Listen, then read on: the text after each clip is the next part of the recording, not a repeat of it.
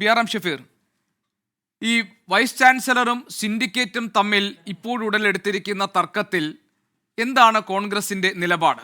ഞാനത് ചോദിക്കാൻ കാരണം, ഇപ്പോൾ രജിസ്ട്രാർ ആയിരുന്ന KS അനിൽകുമാർ അദ്ദേഹം കോടതിയിൽ നിന്ന് ഈ സസ്പെൻഷനെതിരെ അദ്ദേഹം നൽകിയ ഹർജി പിൻവലിച്ചത് സിൻഡിക്കേറ്റിൻ്റെ അംഗീകാരം തനിക്കുണ്ട്, അവർ തന്നെ സസ്പെൻഡ് ചെയ്തിട്ടില്ല എന്ന കാര്യം ചൂണ്ടിക്കാട്ടിയാണ്. കോൺഗ്രസിൻ്റെ അംഗം കൂടി ഉൾപ്പെടുന്ന സിൻഡിക്കേറ്റിൻ്റെ അംഗീകാരമാണോ രജിസ്ട്രാറായ KS അനിൽകുമാറിനുള്ളത്?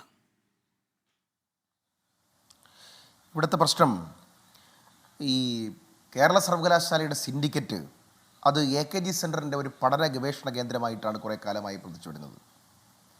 മറുഭാഗത്ത് VC-യും വൈസ് ചാൻസലറുമെല്ലാം അതിനേക്കാളും മുകളിൽ ചാൻസലർ ഉൾപ്പെടെയുള്ളവർ കേന്ദ്രത്തിൻ്റെ RSSൻ്റെ കൃത്യമായ ഇടപെടലോടുകൂടി തന്നെ കാവ്യവൽക്കരണത്തിന് വേണ്ടിയിട്ട് വളരെ മുൻപന്തിയിൽ നിന്നുകൊണ്ട് ഓരോ കാര്യങ്ങളും ചെയ്തുകൊണ്ടിരിക്കുകയാണ്. ഇവിടെ ഇപ്പോൾ രാഷ്ട്രീയ നാടക വേദികളായിട്ട് സർവകലാശാലകൾ മാറുമ്പോൾ കേരളത്തിലെ ലക്ഷക്കണക്കിന് വരുന്ന പാവപ്പെട്ട കുട്ടികൾ ഈ സർവകലാശാലയിലെ ദുസ്ഥിതിയിൽ മനംനൊന്നുകൊണ്ട് അവർ വിദേശത്തേക്ക് കൂടുമാറുകയാണ്. ഗോപികൃഷ്ണൻ അറിയാമായിരിക്കും, കഴിഞ്ഞ കൊല്ലം തന്നെ ഏകദേശം ലക്ഷക്കണക്കിന് കുട്ടികളാണ് +2 വിദ്യാഭ്യാസം കഴിഞ്ഞിട്ട് ഈ സർവകലാശാലകളിലൊന്നും തന്നെ കയറാതെ ഇവിടെ നിന്ന് പോകുന്നത്. എത്ര ഗുരുതരമാണ് നമ്മുടെ സർവകലാശാലകളുടെ സ്ഥിതിയെന്ന് അറിയണമെങ്കിൽ 13 സർവകലാശാലകളിൽ 12 എണ്ണത്തിലും ഒറിജിനൽ VC ഇല്ല, താൽക്കാലിക ചുമതലകളാണ്. എന്തിനാണ് ഇങ്ങനെ ഒരു ഗവൺമെൻറ്? 2 കോളേജുകൾ, 66 പ്രൊഫഷണൽ കോളേജുകൾ ഉൾപ്പെടെ 66 എണ്ണം സർക്കാരിൻ്റെ ഉടമസ്ഥയിലുള്ളത്. അതായത് എൻ്റെ ഒരു ചോദ്യം വളരെ ഡയറക്റ്റ് ആയിരുന്നു. ഇന്നലെ ഈ രജിസ്ട്രാറായി തുടരാൻ KS അനിൽകുമാർ പറഞ്ഞ സിൻഡിക്കേറ്റിന്റെ പിന്തുണ അതിൽ UDFന്റെ അംഗമുണ്ടോ? എൻ്റെ ഞാൻ ആ ചോദ്യത്തിലേക്ക് വരികയാണ്. അപ്പോൾ ഇതാണ് രാഷ്ട്രീയ പൊളിറ്റിക്കൽ സിനാറിയോ. ഇനി ഇവിടെ നടന്നത് എന്താണ്? ഇവിടെ നടന്നത് ശ്രീപത്മനാഭ സേവാ സമിതി എന്ന പേരിൽ ഒരു സംഘടന അടിയന്തരാവസ്ഥ വിരുദ്ധ വാർഷികം എന്ന നിലയിൽ സെനറ്റ് ഹാൾ ബുക്ക് ചെയ്യുന്നു.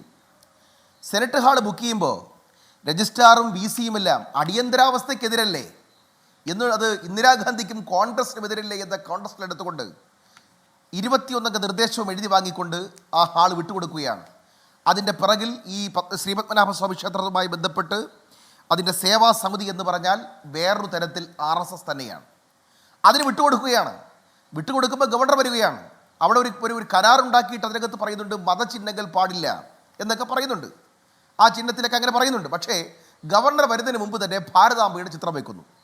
അവിടെ രജിസ്ട്രാർ പോയിട്ട് അതിന് ഇടങ്കോലെടുത്തു. ആ രജിസ്ട്രാറെ സസ്പെൻഡ് ചെയ്യുന്നു. ആ സസ്പെൻഡ് ചെയ്യുന്നതിനെതിരായി അയാൾ ഹൈക്കോടതി പോകുന്നു. ഭാരതാംബയുടെ വിവാദത്തിൽ ഹൈക്കോടതി കൃത്യമായിട്ട് തന്നെ ചില ചോദ്യങ്ങൾ ചോദിക്കുന്നു. ഉത്തരമില്ലാതെ ആകെ എളിഭ്യരാകുന്നു. അതിനുശേഷം നേരെ വന്നിട്ട് VC റഷ്യയിലേക്ക് പോകുന്നു. ആ VC റഷ്യയിലേക്ക് പോകുമ്പോൾ താൽക്കാലികമായിട്ടവർക്ക് ചുമതല കൊടുക്കുന്നു. ആ ചുമതലപ്പെടുത്തിയ ആൾ ഈ പറയപ്പെടുന്ന രജിസ്ട്രാറെ സസ്പെൻഡ് ചെയ്യുന്നു. സസ്പെൻഡ് ചെയ്തയാൾ കോടതിയിൽ പോകുന്നു. കോടതിയിൽ പോയതിനു ശേഷം ഹർജി പിൻവലിക്കുന്നു. ഈ നാടകങ്ങളെല്ലാം നടക്കുമ്പോൾ ഞങ്ങൾക്ക് കൃത്യമായിട്ട് പറയാനുള്ളത്, ഒന്ന്, VC രജിസ്ട്രാറെ സസ്പെൻഡ് ചെയ്ത നടപടി ചട്ടവിരുദ്ധമാണ്. 2, VC-യുടെ സാന്നിധ്യത്തിലല്ലാതെ ജോയിൻറ്റ് രജിസ്ട്രാർ ആ വേദിയിൽ ഇരുന്നത് അതിനേക്കാൾ വലിയ ചട്ടവിരുദ്ധം. എന്നിട്ടോ സസ്പെൻഡ് ചെയ്യപ്പെട്ട രജിസ്ട്രാറുടെ സസ്പെൻഷൻ പിൻവലിച്ചുകൊണ്ടുള്ള ഉത്തരവ്, അവിടെ ഇപ്പോൾ VC ഇല്ലെങ്കിലും നടപടിയൊക്കെ എടുക്കാം. പക്ഷേ അത് VC-യുടെ അംഗീകാരത്തിന് അനുസൃതമായിട്ട് മാത്രമേ തീരുമാനമാകത്തുള്ളൂ. അതാണ് ചട്ടവും നിയമവും. ഇവിടുത്തെ പ്രശ്നം, VC-യുടെ അസാന്നിധ്യത്തിൽ മറ്റൊരാൾ രജിസ്ട്രാർ വേറൊരാളുടെ ചുമതല കൊടുക്കുന്നു. അയാളുടെ നേതൃത്വത്തിൽ ഇത് അംഗീകാരം കൊടുക്കുന്നു. ഇന്ന് ഹൈക്കോടതിയിൽ കേസ് വിളിക്കുന്നു. ഹൈക്കോടതിയിൽ കേസ് വിളിക്കുമ്പോൾ വളരെ കൃത്യമായിട്ട് തന്നെ ചില തർക്കങ്ങൾ അങ്ങോട്ടും ഇങ്ങോട്ടും പറയുന്നു. അവർ പറഞ്ഞു എങ്ങനെയാണ് ശ്രീ ബി.ആർ.എം. ഷഫീർ, ഒന്നാമത്തെ കാര്യം, ഇപ്പൊ താങ്കൾ ഈ പറഞ്ഞ കാര്യങ്ങളിൽ തന്നെ 2012 ഓഗസ്റ്റ് 3-ാം തീയതി കേരള സർവകലാശാല vice chancellor doctor Jayakrishnan syndicate യോഗം ബഹിഷ്കരിച്ച് ചേംബറിലേക്ക് പോയ സംഭവം ഉണ്ടായിട്ടുണ്ട്. അന്ന് UDFന്റെ സിൻഡിക്കേറ്റ് അംഗങ്ങൾ ജോളി തോമസിന്റെ അധ്യക്ഷതയിൽ യോഗം ചേരുകയും 400 തീരുമാനങ്ങൾ പാസ്സാക്കുകയും ചെയ്തു. സിൻഡിക്കേറ്റ് യോഗം വിളിച്ചു ചേർക്കേണ്ടത് വൈസ് ചാൻസലർ ആണെങ്കിൽ പോലും യോഗം തുടരുന്നതിനിടെ VC ഇറങ്ങിപ്പോയാലും ആ തീരുമാനം വാലിഡാണ് എന്ന് പറഞ്ഞാൽ അതിൻ്റെ അടിസ്ഥാനത്തിലാണ് സിൻഡിക്കേറ്റ് ഈ സസ്പെൻഷൻ പിൻവലിച്ചിട്ടുണ്ടെന്നും സിൻഡിക്കേറ്റിൻ്റെ പിന്തുണ തനിക്കുണ്ട് എന്നും പറഞ്ഞ് ഇന്ന് KS അനിൽകുമാർ ഈ കോടതിയിൽ കൊടുത്ത ഹർജി പിൻവലിച്ചു. എന്റെ ചോദ്യം ശ്രീ BRM ഷഫീർ, സർവകലാശാലയുടെ ഒരു മിനിറ്റ്, എന്റെ ചോദ്യം അനിൽകുമാർ പറഞ്ഞ അദ്ദേഹത്തിനെ പിന്തുണയ്ക്കുന്ന സിൻഡിക്കേറ്റിൽ UDFന്റെ അംഗമുണ്ടോ? അതാണ് എന്റെ ചോദ്യം. അതിന് ഇതുവരെ താങ്കൾ മറുപടി പറഞ്ഞില്ല. 6 മിനിറ്റായി താങ്കൾ സംസാരിക്കുന്നു. അല്ല, ആ ചോദ്യത്തിന് മറുപടി പറയാന്നേ. അതിനു മുമ്പ് സർവകലാശാലയുടെ 10(13) ആ വകുപ്പ് പ്രകാരം ഏത് ഘട്ടത്തിൽ ഒരു പ്രതിസന്ധിയുടെ ഒരു ഘട്ടം വന്നാൽ ഏത് സമയത്തും BCക്ക് ഭരണവും അധികാരവും പിടിച്ചെടുക്കാമെന്നുള്ളതാണ്. അഥവാ അധികാരം ഏത് സമയത്ത് വേണമെങ്കിലും എല്ലാവരുടെയും അധികാരം ഏറ്റെടുക്കാം BCക്ക് എന്നാണ് സർവകലാശാലയുടെ 10(13) പറയുന്നത്. ആ അധികാരമാണ് സിസ തോമസ് ഉപയോഗിച്ചത്. ഇവിടെ ഞങ്ങളുടെ സിൻഡിക്കേറ്റ് മെമ്പർ ഉണ്ടായിരുന്നു എന്നുള്ള കാര്യത്തിൽ അത് പിന്നെ ഒരു ചോദ്യമായിട്ട് വന്നു. ഞങ്ങളുടെ സിൻഡിക്കേറ്റ് മെമ്പർ അതിനകത്തുണ്ട്, ഇല്ല എന്ന് ഞാൻ പറയുന്നില്ല. പക്ഷേ പ്രശ്നം എന്താണ്? 2 കാര്യങ്ങളിലാണ് ഞങ്ങളുടെ കൺസേൺസ്. ഒന്ന്, രജിസ്ട്രാർ ഇൻ ചാർജ് പിന്നെ അനിൽകുമാറിനെ സസ്പെൻഡ് ചെയ്യപ്പെട്ട നടപടി, അഥവാ രജിസ്ട്രാറെ താൽക്കാലിക BC സസ്പെൻഡ് ചെയ്ത നടപടി ക്രമവിരുദ്ധം. കൃത്യമാണ്, എൻ്റെ ഉത്തരം കൃത്യമാണ്.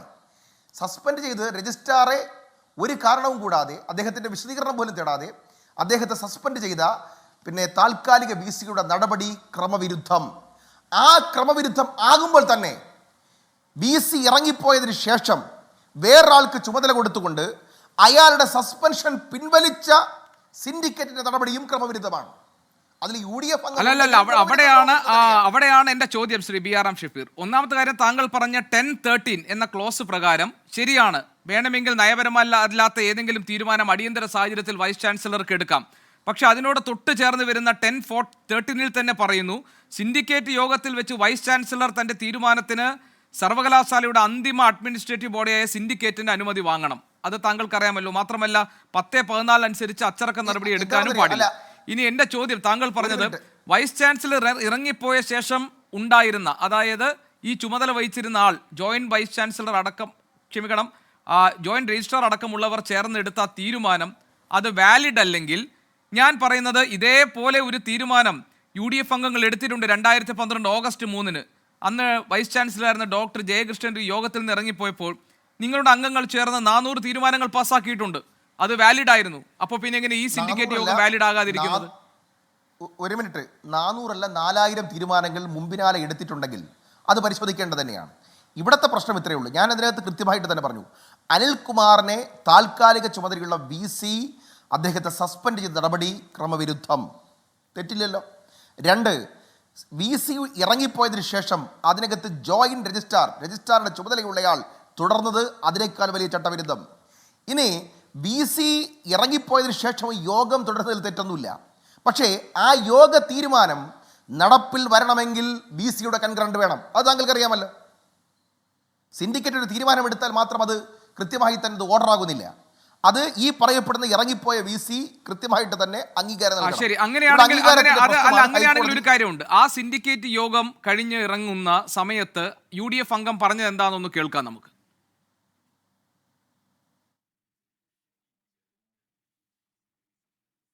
UDF അംഗത്തിനോട് ചോദ്യങ്ങൾ ചോദിച്ചിട്ടുണ്ട്. അദ്ദേഹം പറഞ്ഞ എന്താണെന്ന്. അല്ല, അത് ഞാൻ കോടതിയുടെ പരിഗണനയിൽ ഇരിക്കുന്ന ഒരു കാര്യമാണ്.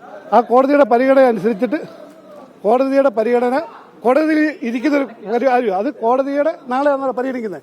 അത് കഴിഞ്ഞിട്ട് നമ്മൾ അതിനെക്കുറിച്ച് എന്തെങ്കിലുമൊക്കെ പറയാം. ഞാൻ പറഞ്ഞു, ഇത് നമ്മൾ അതിനെക്കുറിച്ച് എനിക്കിപ്പം അറിയോ, കോടതിയിൽ ഇരിക്കുന്ന ഒരു കാര്യത്തെക്കുറിച്ച് നമ്മൾ സംസാരിക്കാൻ ഇപ്പം നമുക്ക് പറ്റുന്ന ഒരു കാര്യമല്ല.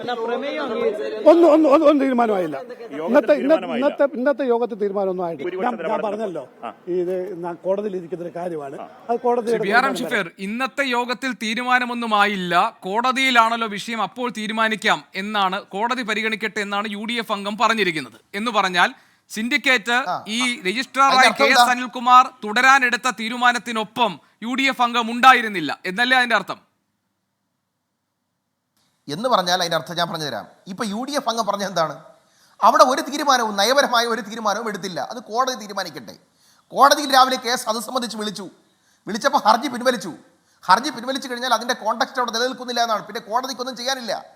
അത് വീണ്ടും നേരെ എവിടെ വരികയാണ്? BCയുടെ മുമ്പിൽ വരികയാണ്. BCയുടെ മുമ്പിലേക്ക് വരുന്ന ഒരു തർക്കം അവർ നേരെ തട്ടി ഗവർണറായ ചാൻസലറുടെ മുമ്പിലേക്ക് ഇട്ട് കൊടുക്കും. ചാൻസലർ എന്ത് ചെയ്യും? നാളെയോ മറ്റന്നാളോ ഈ സിൻഡിക്കേറ്റ് പിരിച്ചുവിട്ടാൽ അത് തീരുമാനമായിട്ട് അങ്ങ് മാറും. അവിടെ ഒരു കാര്യമുണ്ട് ശ്രീ BRM ഷഫീർ. കോടതിയുടെ മുന്നിൽ ഇരിക്കുന്ന ഒരു കാര്യത്തിൽ ഹർജി പിൻവലിക്കാൻ ഹർജിക്കാരൻ തീരുമാനം കോടതിയെ അറിയിച്ചത് എന്ത് പറഞ്ഞാണ്? എന്റെ സസ്പെൻഷൻ സിൻഡിക്കേറ്റ് പിൻവലിച്ചിട്ടുണ്ട്, അതുകൊണ്ട് എൻ്റെ ഹർജി ഞാൻ പിൻവലിക്കുന്നു. കോടതി അതിന് ഈ ഹർജിക്കാരൻ അനുവാദം നൽകുന്നു. അപ്പോൾ വൈസ് ചാൻസലറുടെ അഭിഭാഷകൻ ചോദിക്കുന്നു, ഈ ഇതുമായി ബന്ധപ്പെട്ട തർക്കങ്ങൾ ഉന്നയിക്കുമ്പോൾ പറയുന്നു അത് കൺസേൺഡ് അതോറിറ്റീസ് പരിഗണിക്കട്ടെ എന്നാണ് കോടതി പറഞ്ഞിരിക്കുന്നത്. എൻ്റെ ചോദ്യം അതാണ്. ഇതോടുകൂടി കെ എസ് അനിൽകുമാർ രജിസ്ട്രാറായി തുടർന്നതിന് നിയമപരമായ അനുമതി കിട്ടി എന്ന വ്യാഖ്യാനമുണ്ടോ? അതല്ല ഇപ്പോഴും ഇതൊരു ഇല്ല, അങ്ങനെയില്ല. ഇല്ല. ശരി ശരി ശരി ശരി എന്ന് ഞാൻ വരാം. ഞങ്ങളുടെ പ്രശ്നം അല്ല, ഞങ്ങളുടെ കൺസേൺ എങ്ങനെയാണ്, അനിൽകുമാറിനെ അനധികൃതമായി സസ്പെൻഡ് ചെയ്ത നടപടി ചട്ടവിരുദ്ധമാണ്. ആ നടപടിയെ ചോദ്യം ചെയ്തുകൊണ്ട് ഹൈക്കോടതിയിൽ പോയി ഹർജി പിൻവലിച്ചത് അതിനേക്കാൾ വലിയ തെറ്റാണ്. അതിന് ഇപ്പൊ എന്താ സംഭവിച്ചെന്നറിയോ? സംഭവിച്ചത്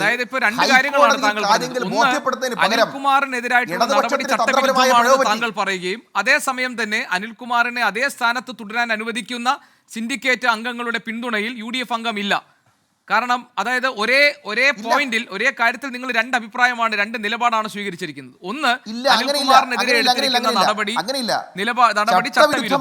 രണ്ട്, അദ്ദേഹത്തെ പിന്തുണയ്ക്കുന്ന സിൻഡിക്കേറ്റ് യോഗത്തിൽ UDF അംഗം ഒരു നിലപാട് സ്വീകരിച്ചില്ല.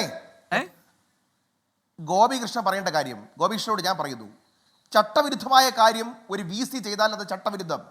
എന്നാൽ ചട്ടവിരുദ്ധമായ ഒരു തീരുമാനം VC എടുത്തു എന്ന പേരിൽ പിന്നീട് യോഗം തുടർന്നിട്ട് ആ വേറൊരാളിനെ ചുമതല കൊടുത്തിട്ട് സസ്പെൻഷൻ പിൻവലിച്ചു എന്ന് പറയപ്പെടുന്ന കാര്യം അതിനേക്കാൾ വലിയ ചട്ടവിരുദ്ധം. ശരി, ഞാൻ